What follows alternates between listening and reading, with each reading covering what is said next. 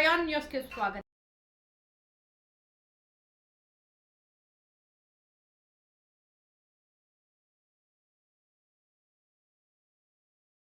ఇక్కడికి విచ్చేసిన అందరికీ కూడా పేరు పేరున నా హృదయపూర్వక నమస్కారాలు తెలియజేసుకుంటూ ఈరోజు మంచి కార్యక్రమం.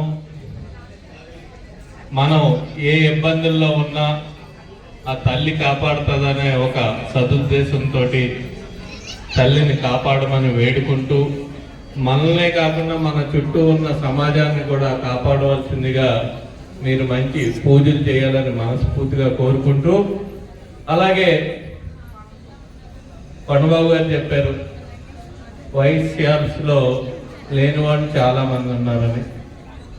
అన్ని కులాల్లోని కూడా ఉన్నవాళ్ళు, ఆర్థికంగా లేని వాళ్ళు కూడా ఉంటారు.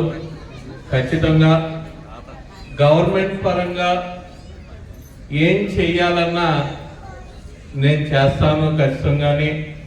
అదే కాకుండా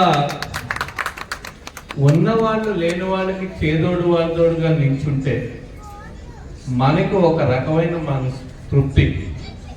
ఈరోజు కొండబాబు ఉన్నాడు, ఏమీ లోటు లేదు. జనరల్గానే కొడుకు సెటిల్ అయిపోయాడు, కోట్ల ఆస్తులు ఉన్నాయి, అన్నీ ఉన్నాయి. అంటే ఒకడనే కాదు, నేను కొండబాబు అని పేరెట్టి పిలిచిన ఒకరికొకరు సహాయం చేసుకున్నప్పుడే ఈ పూజలకు అర్థం పరమార్థం ఉంటుంది.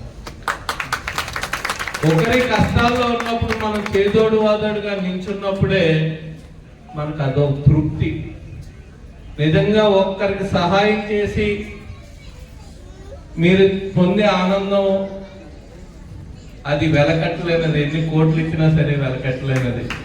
ఒక పని చేస్తే మనకి ఎంత తృప్తినిస్తుందో ఒకరి సహాయం చేస్తే అంతకన్నా ఎక్కువ తృప్తినిస్తుంది. కాబట్టి ఒకరికొకరు సహాయం చేసుకుందాం ఖచ్చితంగాని. కులాలే కాదు, మతాలే కాదు, అన్నిటికీ అతీతంగా ఎవరి కష్టాల్లో ఉన్నా కాపాడుకుందాం.